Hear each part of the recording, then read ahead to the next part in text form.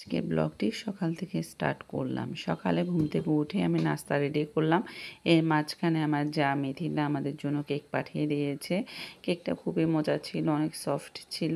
আসলে কেকটা তখন সকাল সকাল আর খাওয়া হয়নি। ধন্যবাদ মিথিলাকে যে আমাদের জন্য কেক পাঠিয়েছে।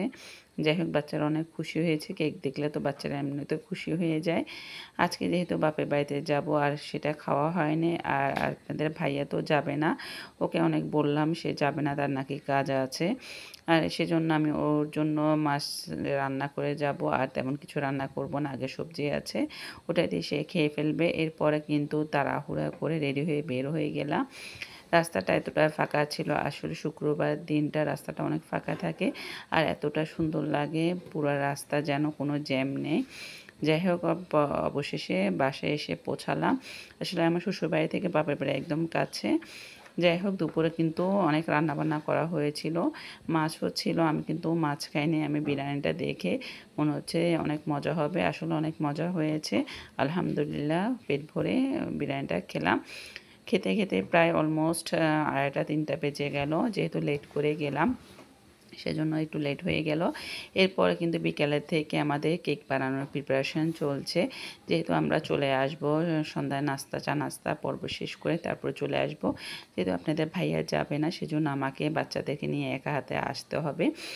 সেজন্য একটু তাড়াহুড়া করছিলাম। এখানে কিন্তু আমাদের বাসায় খালা, যে আমাদের বাসায় খালা, সে নুডলস রান্না করছে, পরোটা ভাত ছিল, ঘরের পরোটা আর চা বানাচ্ছিল। এখানে কিন্তু কেকও ছিল, প্লেন কেক ছিল এবং বার্থডে কেকও বানানো হয়েছিল। সেটা আর ভিডিও করা হয়নি, বড় নেক্সট ভিডিওতে আমি সেটা শেয়ার করব।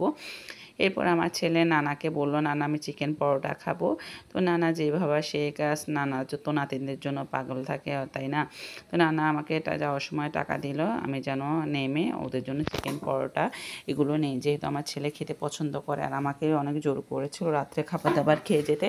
রাত্রে খেতে খেতে অনেকটা লেট হয়ে যাবে, যেহেতু দুইজন বাচ্চাকে নিয়ে আসতে হবে, সেজন্য বাসায় তাড়াহুড়ো করে চলে আসলাম।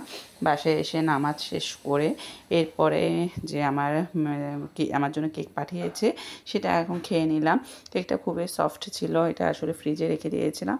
এরপরে অনেক অনেক ধন্যবাদ আমার আব্বুকে, যে আমাদের জন্য মানে এগুলোর ব্যবস্থা করেছে। আর রাত্রে তেমন একটা কষ্ট করতে হয়নি, রান্নাবান্না করতে হয়নি।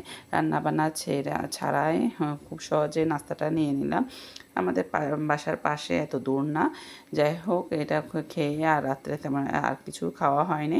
বাচ্চারা এটা পেলে আর খুশি হয়ে যায়, আর কিছু খেতে চায় না। আমারও খুবই ভালো লাগে, কেন জানি বিরিয়ানি, পোলাও, রোস্টের চেয়ে আমার কাছে মনে হয় চিকেন পরোটাই সেটাই ভালো লাগে। যাই হোক, এখানে পরোটা নিয়ে নিলাম। এরপরে কিন্তু আজকের খাবার দাবার দিয়ে ভিডিওটি শেষ করলাম। আমার ভিডিও যদি ভালো লেগে থাকে অবশ্যই আমার চ্যানেলটি সাবস্ক্রাইব করতে ভুলবেন না, আর আমার ভিডিওগুলো শেয়ার করে দিবেন। আমার কিন্তু এগুলোর সাথে কিন্তু পেঁয়াজও লাগে, পেঁয়াজ দিলে সালাদের সাথে পেঁয়াজ হলে আমার খুবই ভালো লাগে খেতে। যাই হোক, কেকও খেলাম, এরপরে চিকেন পরোটা খেলাম।